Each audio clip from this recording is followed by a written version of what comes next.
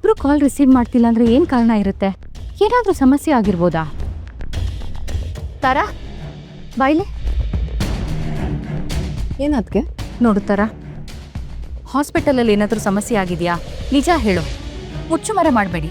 ನೆನ್ನೆನೆ ಹೇಳದ್ನಲ್ಲ ಅದ್ಕೆ, ಹಾಗೆಲ್ಲ ಏನೂ ಇಲ್ಲ ಅಂತ. ಯಾಕೆ ಏನಾಯ್ತು? ಇಲ್ಲ ತಾರಾ, ಏನೋ ಸಮಸ್ಯೆ ಆಗಿದೆ. ಕರುಣಾನಿಧಿ ಇಬ್ರು ಕಾಲ್ ರಿಸೀವ್ ಮಾಡ್ತಿಲ್ಲ. ರಾತ್ರಿ ಇಡೀ ಕರ್ಣ ಮನೆಗೆ ಬಂದಿಲ್ಲ. ರಾತ್ರಿ ಮನೇಲಿ ಇದ್ದಿದ್ದ ನಿಧಿ ಇವಾಗ ಕಾಣಿಸ್ತಿಲ್ಲ. ನನ್ಗೆ ಯಾಕೋ ಇದೆಲ್ಲ ಮಾಮೂಲಿ ಥರ ಅನಿಸ್ತಿಲ್ಲ. ತುಂಬ ಆತಂಕ ಆಗ್ತಿದೆ. ಆ ಥರ ಏನಾದರೂ ಇದ್ದಿದ್ರೆ ಖಂಡಿತ ನಿಮ್ಗೆ ಹೇಳ್ತಿದ್ದೆ. ಏನೋ ಬ್ಯುಸಿ ಇರ್ತಾರೆ, ಅದಕ್ಕೆ ಕಾಲ್ ರಿಸೀವ್ ಮಾಡಿರಲ್ಲ. ನಿನ್ನೆ ರಾತ್ರಿ ಒಂದು ಎಮರ್ಜೆನ್ಸಿ ಕೇಸ್ ಬಂದಿತ್ತು, ಅದಕ್ಕೆ ನಿಧಿ ನನ್ಗೆ ಹೇಳಿಬಿಟ್ಟೆ ಹೋದ್ಲು. ಹೌದಾ? ಆದರೆ ಏನೇ ಇದ್ದಿದ್ರು ಇಷ್ಟೊತ್ತಿಗೆಲ್ಲ ಮುಗ್ದಿರ್ಬೇಕಿತ್ತಲ್ವಾ? ಡೋಂಟ್ ವರಿ ಅದಕ್ಕೆ, ನಾನೀಗಲೇ ಹಾಸ್ಪಿಟ್ಲ್ ಕಾಲ್ ಮಾಡಿ ವಿಚಾರಿಸ್ತೀನಿ.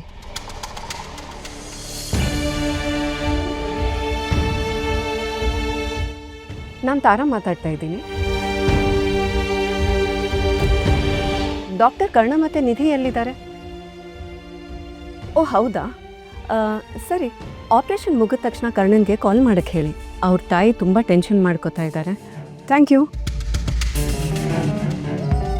ಅತ್ತಿಗೆ, ಹಾಸ್ಪಿಟಲಲ್ಲಿ ಯಾವುದೋ ಎಮರ್ಜೆನ್ಸಿ ಆಪ್ರೇಷನ್ ಈಗಲೂ ಆಗ್ತಿದೆ ಅಂತೆ. ಓಟಿಲಿದ್ದಾರೆ, ಅದಕ್ಕೆ ಫೋನ್ ಪಿಕ್ ಮಾಡ್ತಿಲ್ಲ ಅಷ್ಟೇ.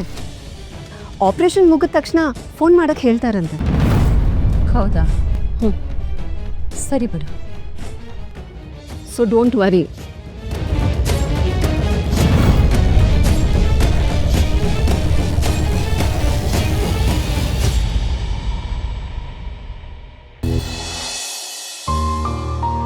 ಸರಿಯಾದ ಟೈಮಿಗೆ ಹೋಗಿ ಟ್ರೀಟ್ಮೆಂಟ್ ಕೊಟ್ವಿ. ಇಲ್ಲ ಅಂದರೆ ತುಂಬ ನೋವು ಅನುಭವಿಸಿರೋರು. ಏನಿದು ಇಷ್ಟೊಂದು ಮಿಸ್ಕೊಳ್ತಿದೆಯಲ್ಲ? ಅಮ್ಮ ಮತ್ತೆ ಬಂಗಾರ ಇಷ್ಟೊಂದು ಮಿಸ್ ಕಾಲ್ ಮಾಡಿದ್ದಾರೆ. ನಿನ್ನಿಂದ ಕರೆಕ್ಟಾಗಿ ಅವ್ರ ಜೊತೆ ಮಾತಾಡೋಕ್ಕೆ ಆಗಿರಲಿಲ್ಲ. ನಾನು ಬೇರೆ ರಾತ್ರಿ ಮನೆಯಿಂದ ಹೊರಡುವಾಗ ಅಮ್ಮಂಗೆ ಹೇಳಲಿಲ್ಲ, ಒಂದು ಮೆಸೇಜ್ ಕೂಡ ಹಾಕ್ಲಿಲ್ಲ. ಈಗ ನಾವಿಬ್ರು ಮನೇಲಿ ಇಲ್ದಿರೋದು ನೋಡಿ ತುಂಬ ತಲೆ ಬಿಸಿ ಮಾಡ್ಕೊಂಡಿರ್ತಾರೆ. ಮತ್ತು ಇದನ್ನೆಲ್ಲ ಹೇಗೆ ಮ್ಯಾನೇಜ್ ಮಾಡೋದು? ನಿಜಾನಿದೆ, ಇನ್ನು ಎಷ್ಟು ದಿನ ಹೇಳ್ದಿರೋಕ್ಕಾಗುತ್ತೆ? ಏನೋ ಒಂದು ಪರಿಹಾರ ಹುಡುಕ್ಲೇಬೇಕು. ಏನೋ ಡೌಟ್ ಬರದೇ ಇರುತ್ತಾ? ನಾವು ಅಮ್ಮನ ಹತ್ರ ಆಲ್ರೆಡಿ ಸುಳ್ಳಿನ ಮೇಲೆ ಸುಳ್ಳು ಹೇಳ್ತಾನೆ ಇದ್ದೀವಿ. ನೆನ್ನೆ ಅಮ್ಮ ಬಂಗಾರಿ ಬಂದಾಗ ಹೇಗೋ ಶೂಟಿಂಗ್ ಅಂತ ಮ್ಯಾನೇಜ್ ಮಾಡಿದ್ವಿ. ಆದರೆ ನಿಜವಾಗ್ಲೂ ಆಸ್ಪತ್ರೆಯಲ್ಲಿ ಏನು ನಡೀತಿದೆ ಅನ್ನೋದನ್ನು ಹೇಗೆ ಮುಚ್ಚಿಡೋದು?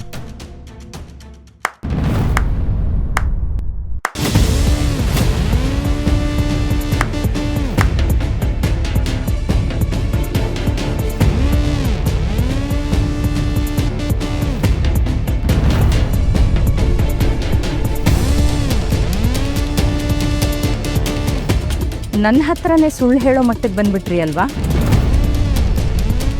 ಏನು ಮುಚ್ಚಿಡ್ತಿದ್ದೀರಾ? ಏನು ನಡೀತಿದೆ ಇಲ್ಲಿ? ಅಮ್ಮ ಏನಿಲ್ಲ, ಎಮರ್ಜೆನ್ಸಿ ಆಪರೇಷನ್. ನೋಡು, ಅದಷ್ಟೇ ಸತ್ಯ ಅಲ್ಲ ಅಂತ ನನಗೆ ಗೊತ್ತು. ನೀನು ನಿನ್ನೆಯಿಂದ ಮನೆಗೆ ಬಂದಿಲ್ಲ. ನಿಧಿ ಮಧ್ಯರಾತ್ರಿ ಎದ್ದೋಗಿದ್ದಾಳೆ.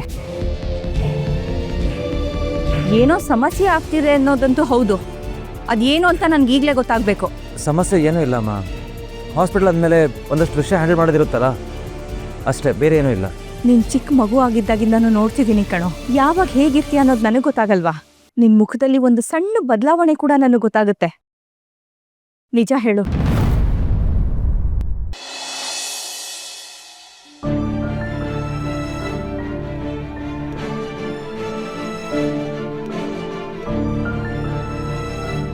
ಮಾಲ್ತಿ, ಏನಾಯ್ತು? ಎಲ್ಲಿಗೋಗಿದ್ದೆ?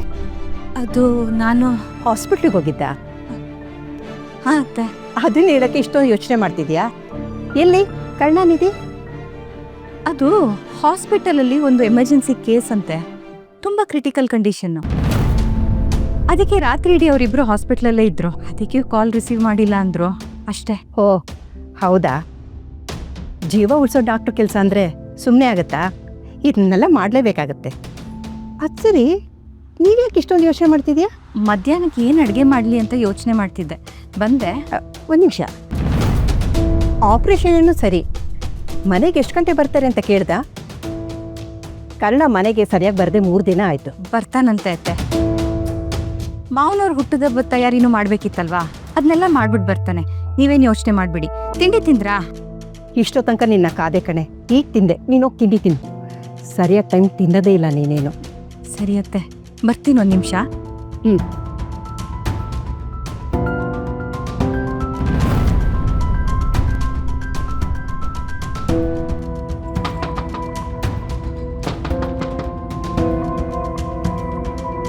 ಅದಕ್ಕೆ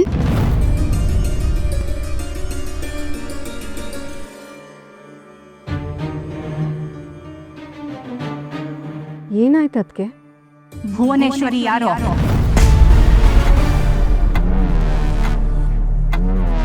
ಅದಕ್ಕೆ ಅದು ಏನು ಕೇಳ್ತಿದ್ದೀರಾ? ಆ ಭುವನೇಶ್ವರಿ ಎಲ್ಲಿರ್ತಾಳೆ? ಅವಳು ಬಂದೆ ಎಲ್ಲಿದೆ ಅಂತ ನೀನು ಗೊತ್ತಾ? ತಾರಾ, ನಾವ್ ಈ ಕೂಡಲೇ ಅಲ್ಲಿಗೆ ಹೋಗ್ಬೇಕು. ಒಂದ್ ವೇಳೆ ನಿನಗೆ ಬರಕ್ ಆಗ್ಲಿಲ್ಲ ಅಂದ್ರೆ ಹೇಳ್ಬಿಡು, ನಾನು ಒಬ್ಳೆ ಹೋಗಿ ಅವಳು ಎದುರು ನಿಂತು ಮಾತಾಡ್ತೀನಿ. ಅದಕ್ಕೆ ನೀವು ಯಾಕೆಷ್ಟು ಟೆನ್ಷನ್ ಮಾಡ್ಕೊಂಡಿದ್ದೀರಾ? ಟೆನ್ಷನ್ ಆಗದೆ ಇರುತ್ತಾ ತಾರಾ? ಇದು ನಿನ್ಗೆ ಸಣ್ಣ ಸಮಸ್ಯೆ ತರ ಕಾಣಿಸ್ತಿದ್ಯಾ? ನಮ್ಮ ಆಸ್ಪತ್ರೆ ಈಗ ಅವ್ರ ಕೈಯಲ್ಲಿದೆ. ಇದೇ ರೀತಿ ಬಿಟ್ರೆ ಪರಿಸ್ಥಿತಿ ಏನಾಗ್ಬೋದು ಅಂತ ಯೋಚನೆ ಮಾಡಿದ್ಯಾ? ಪಾಪ ಆ ಕರುಣಾನಿಧಿ ಇಬ್ರು ಮುಖ ನೋಡಕ್ಕಾಗ್ತಾ ಇಲ್ಲ. ಅವರಿಬ್ರು ಹೀಗೆ ಹಗಲು ರಾತ್ರಿ ನಿದ್ದೆ ಊಟ ಬಿಟ್ಟು ಕೆಲಸ ಮಾಡ್ತಿದ್ರೆ ಆರೋಗ್ಯದ ಗತಿ ಏನಾಗ್ಬೇಡ. ಬೇರೆ ಯಾರಿಗೂ ಈ ವಿಚಾರ ಗೊತ್ತಾಗ್ಬಾರ್ದು ಅಂತ ಪಾಪ ಅವನೊಬ್ನೇ ಎಲ್ಲದನ್ನು ಮನ್ಸಲ್ಲಿ ಇಟ್ಕೊಂಡು ಕಷ್ಟ ಪಡ್ತಿದ್ದಾನೆ. ಇದಕ್ಕೆಲ್ಲ ಒಂದ್ ಪರಿಹಾರ ಕಂಡಿಡಿಲೇಬೇಕು ತಾರಾ. ಅವ್ರ ಕಷ್ಟ ನನಗೂ ಗೊತ್ತಿದೆ ಅದಕ್ಕೆ, ಆದರೆ ಗೊತ್ತಿದ್ಮೇಲೆ ಯಾಕೆ ನನಗೆ ಹೇಳಲಿಲ್ಲ? ಈ ವಿಷಯ ಮನೇಲಿ ಹೇಳಿದ್ರೆ ಎಲ್ಲರಿಗೂ ನೋವಾಗುತ್ತೆ. ಅದಕ್ಕೆ ಹೇಳೋದೇ ಬೇಡ ಅಂತ ಕರ್ಣ ಕಂಡೀಷನ್ ಹಾಕಿದ್ದ. ಹಾಗಾಗಿ ನಾವೆಲ್ಲರೂ ಸುಮ್ಮನಾಗಿದ್ವಿ. ಸರಿ ಆಯ್ತು, ಆದ್ರೆ ಈ ಭುವನೇಶ್ವರಿ ಯಾರು? ಅವಳು ಯಾರು ಅಂತ ನನಗೆ ಗೊತ್ತಿಲ್ಲ. ಅವಳು ಯಾಕೆ ನಮಗೆ ತೊಂದರೆ ಕೊಡ್ತಿದ್ದಾಳೆ? ಅವಳ ಉದ್ದೇಶ ಏನಾದ್ರೂ ಏನು? ಅವಳಿಗೂ ನಮ್ಮ ಕುಟುಂಬಕ್ಕೂ ಏನು ಸಂಬಂಧ ಅನ್ನೋದು ನನಗೆ ಗೊತ್ತಿಲ್ಲ. ಆದರೆ ಅವಳು ತುಂಬ ಪವರ್ಫುಲ್ ಅನ್ನೋದಷ್ಟೇ ಗೊತ್ತು. ಭುವನೇಶ್ವರಿ ಗ್ರೂಪ್ ಆಫ್ ಕಂಪನೀಸ್ ಅಂತ ನಡೆಸ್ತಿದ್ದಾಳೆ ಅನ್ನೋ ವಿಷಯ ಮಾತ್ರ ಗೊತ್ತಾಯ್ತು. ಅವಳು ಎಲ್ಲಿರ್ತಾಳೆ? ತಿಳ್ಕೊಳ್ಳೋಕ್ಕೆ ನಾನು ಪ್ರಯತ್ನ ಪಡ್ತಾ ಇದ್ದೀನಿ. ಆದರೆ ಅವಳು ಎಲ್ಲಿದ್ದಾಳಂತ ಯಾರಿಗೂ ಗೊತ್ತಿಲ್ಲ. ಅವಳು ಪಬ್ಲಿಕಲ್ಲಿ ಕಾಣಿಸ್ಕೊಳ್ಳೋದೇ ಇಲ್ಲ. ಇಂಥ ಕೆಲಸ ಮಾಡೋರು ಪಬ್ಲಿಕ್ ಬರೋ ಧೈರ್ಯ ಇದ್ರೆ ತಾನೆ. ಅದೇನಾದ್ರೂ ಇರ್ಲಿ, ಮೊದಲು ಅವಳು ಎಲ್ಲಿರ್ತಾಳೆ ಅಂತ ಪತ್ತೆ ಹಚ್ಚು. ಎಷ್ಟು ಬೇಗ ಆಗುತ್ತೋ ಅಷ್ಟು ಬೇಗ ನಾನು ಭುವನೇಶ್ವರಿ ಜೊತೆ ಮಾತಾಡಬೇಕು. ನನಗೂ ಇದೆಲ್ಲ ಬೇಗ ಸಾಲ್ವ್ ಮಾಡಬೇಕಾಗಿದೆ ಅದಕ್ಕೆ. ಆದರೆ ಒಂದು ವಿಷಯ ಮರಿಬೇಡಿ, ಅವಳು ನಾವು ಅಂದ್ಕೊಂಡಿರೋಕ್ಕಿಂತ ತುಂಬ ಡೇಂಜರಸ್. ಆವೇಶದಲ್ಲಿ ಏನು ಮಾಡೋಕ್ಕಾಗಲ್ಲ. ಅದಕ್ಕೆ ತಾನೇ ನಾನು ಕರುಣಾನಿಧಿ ಎಲ್ಲರೂ ಸುಮ್ಮನಿದ್ದೀವಿ. ಆದ್ರೆ ಅತ್ತೆಗೆ ಇಡೀ ಆಸ್ಪತ್ರೆ ಅವಳ ಕೈಗೆ ಹೋಗಿದೆ ಅಂತ ಗೊತ್ತಾಗೋ ಮೊದಲೇ ಇದಕ್ಕೊಂದು ಪರಿಹಾರ ಕಂಡುಕೋಬೇಕು. ನಾನು ಇದೇ ಕೆಲಸದ ಮೇಲೆ ಓಡಾಡ್ತಾ ಇದ್ದೀನಿ. ಆದಷ್ಟು ಬೇಗ ಭುವನೇಶ್ವರಿ ಎಲ್ಲಿದ್ದಾಳಂತ ಕಂಡು ಹಿಡಿತೀನಿ. ಯು ಡೋಂಟ್ ವರಿ ಅದಕ್ಕೆ. ಕರ್ಣನ ಒದ್ದಾಟ ನಂತೇಳಿ ನೋಡಕ್ಕಾಗ್ತಿಲ್ಲ ತರ. ಆದಷ್ಟು ಬೇಗ ಏನಾದ್ರೂ ಮಾಡು. ನಾನು ನಿನ್ ಜೊತೆ ಬರ್ತೀನಿ. ಸರಿ ಅದಕ್ಕೆ.